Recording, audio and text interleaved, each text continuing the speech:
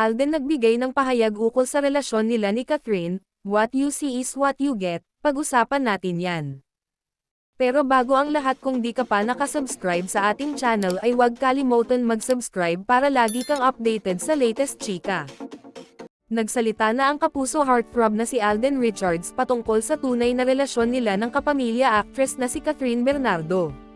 Mula kasi nung mag-birthday si Kath ay naging usap-usapan na sila ng maraming marites dahil sa pagiging sweet sa isa't isa.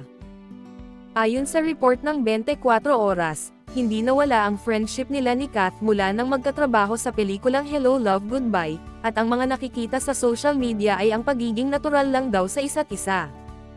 Masaya naman yung naging experience and you can see how happy Kath is right now, chika ni Alden.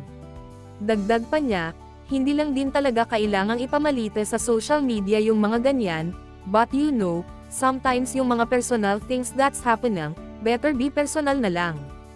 Kasunod niyan ay nabanggit ni Alden ang pinaghahandaan niya para sa taong ito ang makasali sa isang marathon. Ayon sa aktor, mas gusto niyang pagtuunan ng pansin ang kanyang kalusugan kaya nagpahinga muna siya sa paglalaro ng online games. Actually, hindi ko naman siya ina-announce, but suntok sa buwan lang na gusto ko sana by this year, makatakbo ako sa isang half marathon, sambit ni Alden kay Nelson. It's more of therapy, panibagong outlet. I load with gaming. Hindi na ako naglalaro kasi, so doon ako sa fitness nagfo-focus kasi mas beneficial siya sa health, ani pa niya. Maguganitan na kumalat sa SOCMED ang ilang litrato at video ni na Alden at Catherine na kuha sa post-birthday party ng aktres. May isang post na makikitang dumating ang Asia's multimedia star sa event with matching super laking bouquet of roses and gift for Catherine. May nag-trending din na nakayakap pa si Alden kay Kath, habang kinukunan sila ng picture together. Dahil dyan, maraming fans ang kilig overload sa dalawa at sinasabi pa nila na bagay ang dalawa. Kung maaalala, naging close sina Alden at Catherine nang gawin nila ang 2019 blockbuster movie na Hello Love Goodbye.